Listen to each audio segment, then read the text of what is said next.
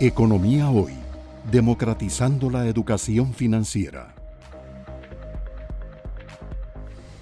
Ahora quiero referirme a nivel de actividad económica nuestro, porque es muy importante lo que le pase a la producción, ya que de eso depende la generación de ingresos, la capacidad de compra de las familias y sobre todo el sustento diario que viene a través del empleo, que mantiene no solamente económicamente a las familias, sino que también mantiene la motivación, la dignidad y sobre todo el contrato social fundamental nuestro, que nos ha distinguido del resto de los países centroamericanos, y por eso se nos ha dicho que Costa Rica es la Suiza centroamericana, o a veces el país más feliz del mundo, porque tenemos capacidad de compra. Si uno en una economía de mercado no tiene ingresos, no existe. Es un fantasma, no hay capacidad de compra, y eso trae a su vez no solamente problemas económicos, sino problemas de estabilidad social y política. Ponga usted la mejor empresa del mundo a operar en un ambiente social y políticamente inestable, de caos, de delincuencia, y no hay forma de que usted pueda operar, o incluso si usted es parte de los quintiles 4 y 5 de más altos ingresos, no hay forma que usted pueda operar si no hay seguridad física, si no hay estabilidad social y política. Y de ahí la importancia de esta presentación, que va a ser un montón de números, van a haber un montón de números, pero realmente mi mensaje es: detrás de cada uno de esos números hay rostros humanos, que es como debe verse la economía, siendo esta una ciencia social. El primer indicador que quería mostrar es el IMAE, que es el Índice Mensual de Actividad Económica, que es un predictor de cómo se va a comportar la producción anual de bienes y servicios, que antes del COVID se estimaba en 61,000 millones de dólares, y que lamentablemente por el COVID vamos a perder 2 años en producción, vamos a caer a 58,000 millones de dólares. O sea, el COVID nos va a costar en plata 3,000 millones de dólares, y vamos a perder 2 años de crecimiento en un escenario de un primer brote. Si hay un segundo brote, pues obviamente las cifras serían peores. Y aquí lo que vemos es la tasa interanual de crecimiento. El último dato es abril, proporcionado por el Banco Central, y vean la caída radical de un IMAE total que venía creciendo a un ritmo del 2.4%, en marzo se cae al 5.5% y en abril se cae 5.7%.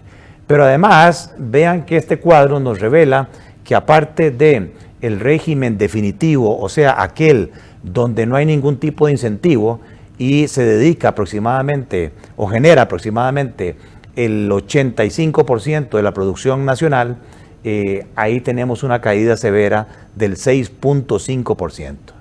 Y el régimen dinámico, el de zonas francas, que venía creciendo al 11%, vemos que en abril ese crecimiento cae a un 2.3%.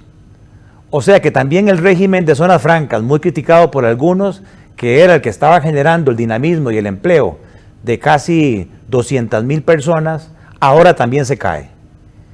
De esta manera que yo llamaría la atención a aquellos que quieren grabar también el régimen preferencial, el régimen de zonas francas, porque no es una cuestión que nos guste a nosotros, grabar o no grabar, sino que estamos en total competencia con el resto del mundo. Llámese Guatemala, Colombia, México, Panamá, quieren atraer inversión extranjera directa para que ayude a paliar la caída de producción del régimen local. Eso es una decisión política que en el Congreso en su momento y las autoridades de gobierno tienen que ponderar, porque de nuevo lo que interesa en este momento es el empleo. Y aquí les quise poner, yo sé que hay mucha información ahí, pero quise desagregar lo más que pude por actividad económica la tasa interanual de crecimiento del año pasado con este año, abril 19 con abril 20. Se ha hablado mucho del turismo, pero vean que la actividad que más está sufriendo coincide con el índice de confianza. Hay una caída del 57% real en volumen de unidades en vehículos, comercio de vehículos. Eso es una afectación fundamental. Y a pesar de eso, muchas empresas están sosteniendo el empleo. Y eso muchas veces no se ve.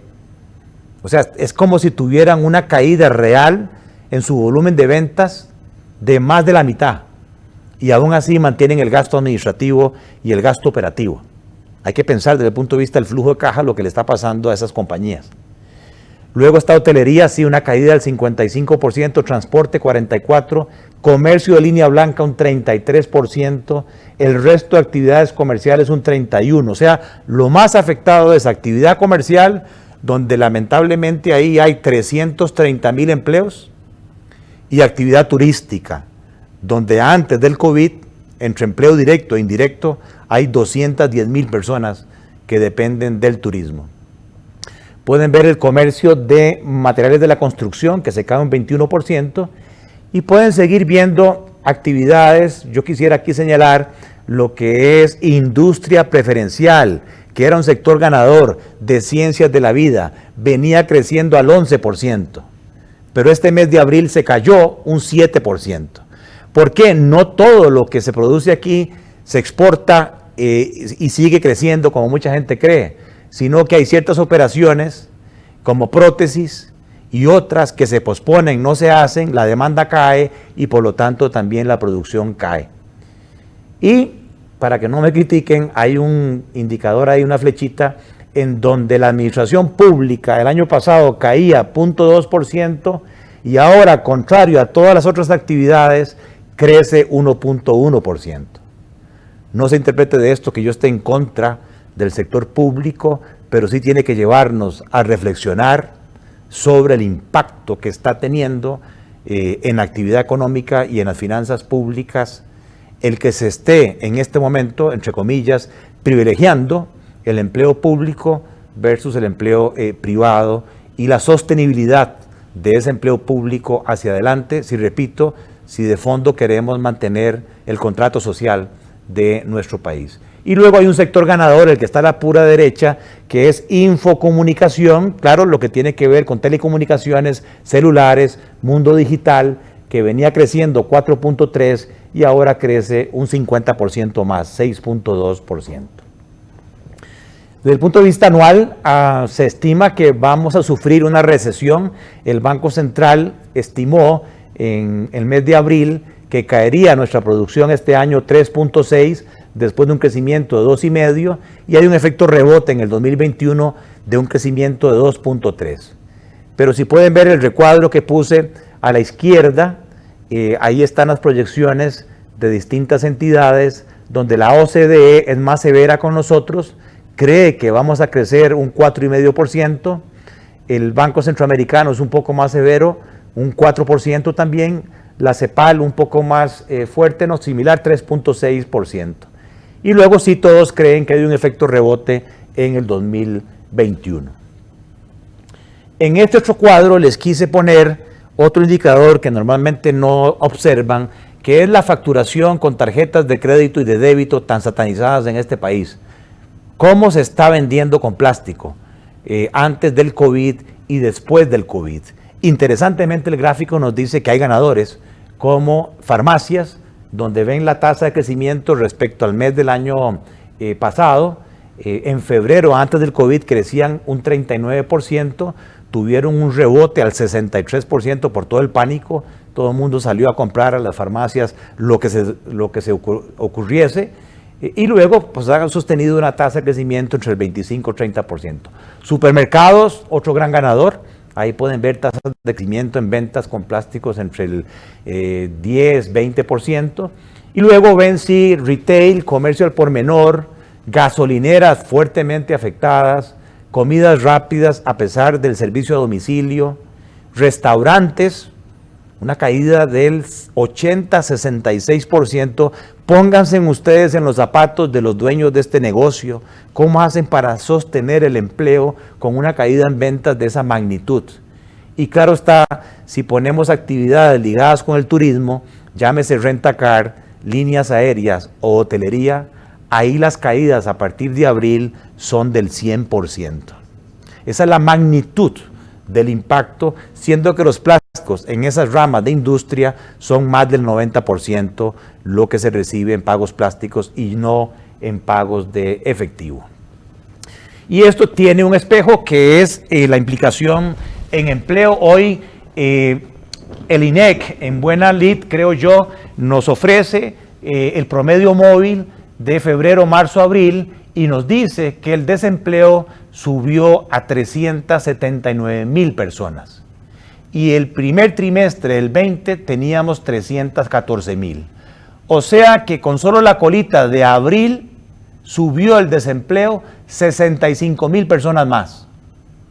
Imagínense el mes de mayo y el mes de junio, porque en mi criterio el trimestre más duro es el segundo trimestre si no hay un segundo brote.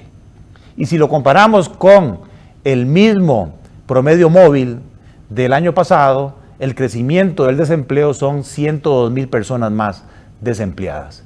Y eso hace que la tasa de desempleo suba del 12.5 del trimestre pasado al 15.7, o que la tasa de presión general suba del 22.4 al 23.9. Eso es la suma de la tasa de desempleo más la gente que está ocupada pero quiere cambiar de trabajo. Luego tenemos las personas que están ocupadas pero que están trabajando menos de las 40 horas semanales. Aquí algo se puede estar recogiendo ya del efecto de las reducciones de jornadas de contratos laborales, pasando de un 12.4 a un 14.9%. Y luego tenemos la tasa de desempleo más subempleo, quiere decir que ya el 30% de la fuerza laboral del país o está desempleada o está trabajando tiempos parciales. Y luego vemos que el COVID está pegando también a los hombres y a las mujeres, prácticamente por igual. Las tasas de desempleo suben en ambos sectores. Aquí les quise poner las solicitudes que se han presentado al Ministerio de Trabajo de suspensiones de contratos laborales o reducciones de jornadas. Vean que 12,500 empresas han presentado solicitudes para un total de trabajadores eventualmente afectados de 200,000 trabajadores.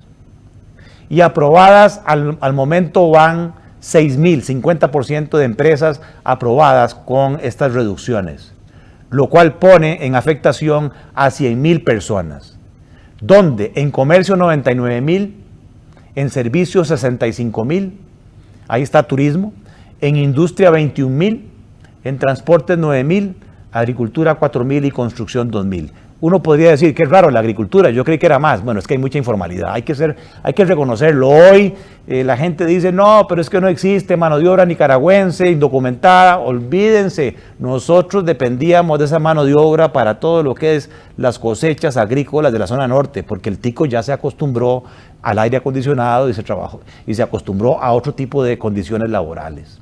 Y en la construcción puede ser que haya mucha obra todavía en proceso y que no se sienta todavía el desempleo. ¿Qué significan esas 200,000 personas en riesgo? 8 puntos de desempleo incremental. ¿O qué significan 100,000 personas ya con reducciones de jornadas? 4 puntos de desempleo incremental. Por eso mi número estimado es que el desempleo del país subiría de un 12.5% a un dato entre el 20% y 25%. Ojalá yo me equivoque, pero estamos hablando de poner en riesgo a 600,000 a 500,000 personas en el país. Y esa es la gran preocupación que yo tengo, no es tanto económica, es una preocupación social, porque póngase usted en los zapatos de esa gente. Yo puedo pasar hambres, pero mis hijos, mi esposa, no pueden pasar hambres. Y es donde la delincuencia se ve incrementada, el caos, los crímenes, etcétera. Ojalá que no lleguemos a eso en el tanto en que podamos mitigar esta situación.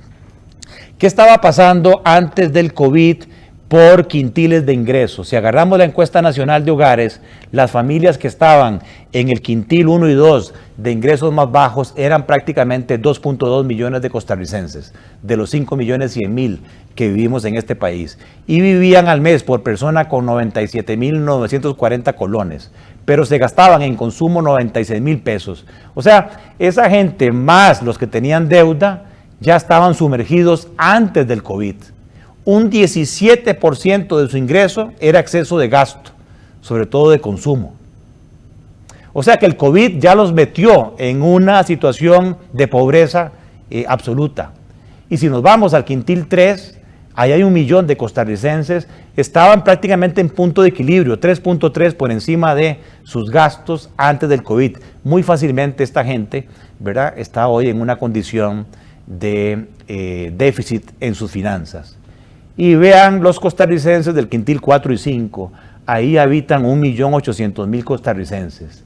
Antes del COVID tienen un superávit por persona en sus finanzas públicas personales de un 55%. ¿Qué quiere decir esto? Bueno, que la pandemia les podría castigar sus ingresos un 55% y manteniendo su nivel de gasto no sufrirían las consecuencias de la pandemia. Y es donde yo quiero señalar que si hoy, ¿verdad?, estamos en una condición crítica, es cuando más solidaridad se requiere de los quintiles de ingresos altos, ganadores, hacia los quintiles de ingresos bajos. No es que el país no tuviese un problema de distribución del ingreso antes del COVID. No, es que el COVID vino a reflejar y a acentuar esa situación y que por lo tanto debe llevarnos a todos a ver qué hacemos para poder ayudarle a esas familias de los quintiles 1, 2 y 3. Ahora me voy a pasar al tema del tipo de cambio. Tenemos un tipo de cambio del Monex, que es el mercado donde se transan las divisas. Al inicio del año estaba en 573 colones y hoy tenemos un tipo de cambio de 577,5. O sea, lo que tenemos es una devaluación de 0.75% en lo que llevamos del año. Hay que pagar más colones, 4.3 colones de más por cada dólar. Pero si vemos algunos picos, sobre todo en la pandemia, del 16 de abril al 4 de junio, hubo una devaluación severa de 3.6%. Se devaluó el colón 20 colones.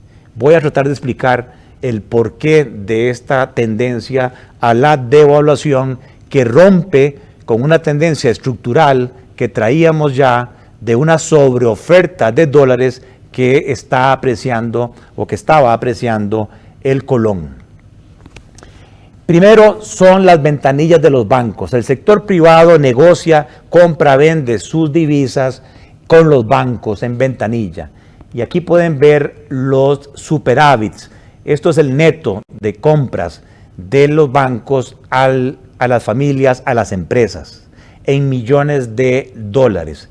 Se puede ver una tendencia en el tiempo a partir de febrero y acentuado más en abril y mayo, que aparentemente la sobreoferta de dólares empieza a caer con la pandemia. Y eso le quita presión a la apreciación del colón. Y luego veamos las intervenciones del Banco Central. Recuerden que el tipo de cambio nuestro, el régimen, es uno de flotación administrada o como se llama flotación sucia. Interviene el Banco Central de manera muy importante. ¿Cómo? Con motivos de estabilización, compra-vende para estabilizar el tipo de cambio, pero todo lo que es gobierno, la caja, Recope, no pueden ir al mercado cambiario, tienen que comprarle sus divisas al Banco Central, que son estos en enero 155 millones de dólares que el Banco Central le vende al sector público no bancario. Y el Banco Central se da media vuelta, va al Monex y compra, pero vean que está comprando de más, compró 231 millones y aprovechó el tipo de cambio barato y aumentó sus reservas 76 millones de dólares. En febrero 4 millones, en marzo al revés, le vendió más al sector público de lo que compró en el Monex, perdió casi 50 millones, pero vean con la pandemia qué está pasando. Interesantemente, en abril el gobierno se volcó, cambió y se convirtió en un vendedor neto de dólares al Banco Central. Y además el Central compró 159 millones de dólares. Subió la acumulación de reservas el Central 200 millones en abril, en mayo 55 y vean que en junio, en lo que llevamos de junio, va aumentando sus reservas 113 millones de dólares. O sea que pareciera que el Banco Central está aprovechando la pandemia para comprar dólares baratos y blindar sus reservas monetarias internacionales para que si eventualmente hacia adelante tiene un problema de necesidad de hacer uso de esas reservas monetarias. Y lo pueden ver aquí en este gráfico cómo las reservas suben de 8.000 millones, 7.900 millones a 8.600 millones de dólares, que es un nivel suficiente para cubrir las necesidades de importación y un poco más allá según la normativa internacional. Aquí, claro está, no estamos solos en el mundo. ¿Qué es el problema? Bueno, que la pandemia está golpeando a otros socios o competidores comerciales de forma distinta, sobre todo con caídas en el precio de sus commodities de exportación como el cobre, petróleo u otros. ¿Qué está haciendo eso? Bueno, que en lo que llevamos del año 2020, Brasil ha devaluado el real, su moneda nominal, un 30%. México un 20%, Uruguay 15%, Colombia 15%. Y nosotros apenas hemos devaluado 0.2. ¿Qué significa eso? Que Costa Rica se ha hecho ante el comprador extranjero mucho más caro. Vis a vis las importaciones que se pueden hacer de Brasil, de Colombia, de México, de Uruguay. Vis a vis cuando se abra el turismo, un viaje a Río, un viaje a Cancún, un viaje a Medellín, es mucho más barato que venir a Costa Rica. O sea, esto significa que en términos reales, que es esta lámina, el tipo de cambio real se ha apreciado en Costa Rica con la pandemia. Hemos pasado de 84.4 a 80.7. Nos hemos regresado a enero del 2017 en términos de competitividad. Y esto es lo que el sector exportador y el sector turístico apelan al Banco Central, porque hemos perdido competitividad cambiaria que, aparte del problema de la pandemia, nos viene a afectar mucho más en ese tema. Aquí lo que quise fue hacer un ejercicio. Vamos a ver, señores, los invito. Hay un informe que está en la página del Fondo Monetario que se llama el Staff Report de Costa Rica para la autorización de un préstamo rápido con el Fondo Monetario de 508 millones de dólares. Si uno quiere estar actualizado en materia económica, ahí se va a encontrar con unos anexos del 2020 al 2025, proyecciones de balanza de pagos, proyecciones de finanzas públicas, proyecciones de crecimiento, no dadas por cualquiera. Son proyecciones dadas por el Ministerio de Hacienda, por el Banco Central y avaladas por el Fondo Monetario Internacional. Entonces no hay que ser muy adivino en esto. Si el país está considerando ya un acuerdo stand-by, un acuerdo de derecho de giro que se llama con el Fondo Monetario, las condiciones ya están en esos números, como lo voy a mostrar aquí.